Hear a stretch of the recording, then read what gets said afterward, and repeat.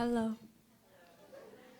So, my dad always wanted me to be a strong and independent woman. And he devises little tests and challenges to make sure that I can handle myself. Like when I was this little, one night before I went to bed, I saw a giant, huge moth on the ceiling of my bedroom. And immediately I cried for daddy. I was like, Dad, help me! And no more than 30 seconds, he ran up to my bedroom saying, What happened? So I just pointed at the moth crying. So he calmed down and handed me a roll of toilet paper and said, use this to grab it and throw it out. Crying cannot prevent you from being bitten from the bug. So if you don't do anything about it and go to sleep, he will probably land on you and bite you. You can do it. I'm right here supporting you. So under huge pressure, I killed a moth. Of course, at that moment, I don't know that moths usually don't bite. However, my dad is really good at using these weird lessons to teach me how to be strong and independent. And that's how I ended up in Tibet. My dad called it a family vacation. But then he dropped me off in an orphanage. Yeah, to teach music for 2 weeks, while he and my mom went to Lhasa and all around for sightseeing. That's my dad's idea to teach me important lessons. In this case, he wanted me to learn that life is beautiful but not always easy. Yeah. So when I arrived in Tibet, I was so happy. The view was just stunning, and I saw blue skies, incredible mountain peaks, and I felt so happy so that I didn't walk. I jogged to the director who was waiting for me in the airport parking lot, and I regretted immediately. So I felt a terrible headache, and I saw everything was spinning around me. And that's when I learned that one should never run when you are at 13,000 feet above sea level.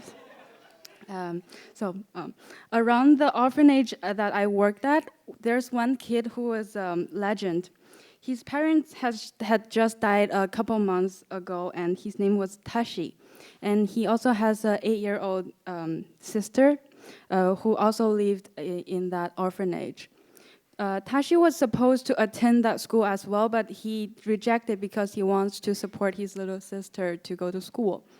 So during the first week I was there, the director immediately suggested I visit Tashi at his little home.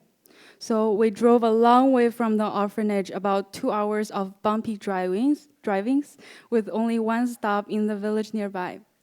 And I went up a bumpy dirt road and came to a simple shack.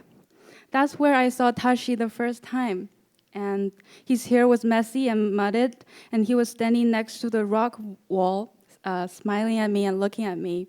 And the white of his eyes shone against his stark, sunburned skin. And I remembered that was a sunny day, but his smile was even brighter.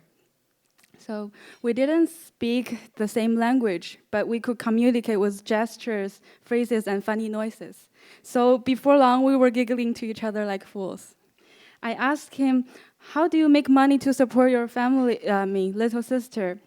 And he pointed outside in his backyard, and I saw 3 baby pigs. I guessed that's how he make money, by working in the backyard by himself and selling his pigs. I was surprised at how he could handle this huge responsibilities by himself with such calm and positive attitude. So after talking to him for a while, Tashi pointed me to the river. So we went together. Standing along the shore, a little ray of sunshine shone on the river, made everything around me seem even warmer.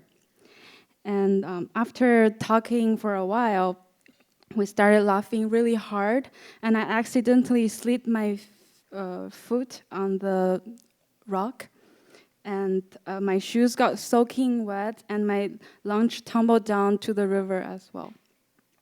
As Tashi held me to my feet, I saw blood and a terrible gash in my left foot, And I glanced up to him with a really sad face because I knew we had to walk a long way back to his home.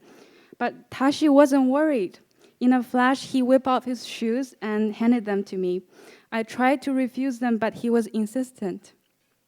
Gripping on Tashi's shoulder, I leaned back to his little house.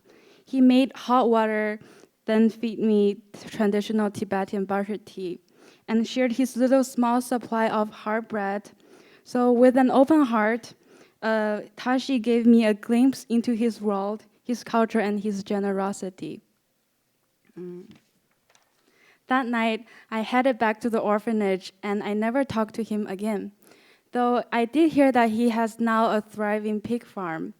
So I still think of him after I come back from like a long, exhausted day. Tashi made me realize how lucky I am. I may have a dad who makes me kill my own moth and who has some pretty strange ideas about what a family vacation is. But I don't need to worry about surviving the next day, and I can eat whatever I want. And I have a supportive family, and I can play music. So I guess I learned the lesson my dad has set up for me to learn. So now I would like to play you this song that often reminds me of Tashi and the summer in Tibet.